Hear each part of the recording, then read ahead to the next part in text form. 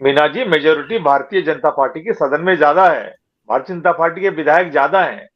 और इन्हीं के ये जो जो बिल बनाया, ये जो नियम बनाया था, ये भैरव सिंह शेखावत जी ने बनाया था। आज भजनलाल जी ने उसमें संशोधन किया है। 2 बच्चों से ऊपर के लोग चुनाव लड़ पाएंगे, ये उन लोगों के लिए लाभ दिया है।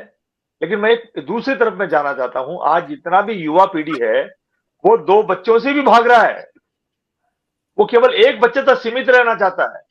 पॉलिटिकल पार्टी भले ही 3-4 बच्चे करके कोई न कोई किसी धर्म विशेष का मुकाबला करना चाह रहे होंगे, वो मोहन भागवत जी तय करेंगे, या वो कौन से बाबा है वो तय करेंगे।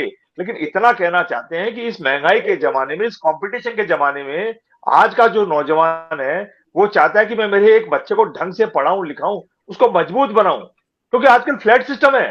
पहले 800 गज में रहता था आदमी, पहले खेत में रहता था, पहले 400 गज में रहता था, आजकल फ्लैट जमाना आ गया है। फ्लैट में 2 या 3 तो टोटल कमरे हैं। अब उसमें आप कहो कि 3 या 4 बच्चे रहे, माता पिता भी रहे और उसके दादा दादी भी रहे, तो ये जमाना बदल चुका है। भारतीय जनता पार्टी किस तरीके से इस बात को देख रही है, ये भारतीय जनता पार्टी का दृष्टिकोण हो सकता है।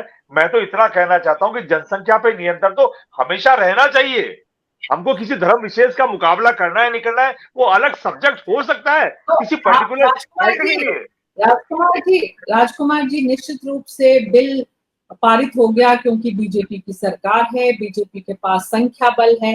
लेकिन आपका दृष्टिकोण जो है कांग्रेस पार्टी का, वो कहीं परिलक्षित नहीं हुआ। समझ में नहीं आया कि दरअसल इस बिल को लेकर कांग्रेस पार्टी का विचार क्या है। ना आप पक्ष में नजर आए, ना विपक्ष में नजर आए। मजबूरी ऐसी है, लाकर सरकार ने आपको ऐसी स्थिति में खड़ा कर दिया है, क्या आपको भी लगता है कि आपके भी अनुभवी लोगों का फायदा आपको लेना है?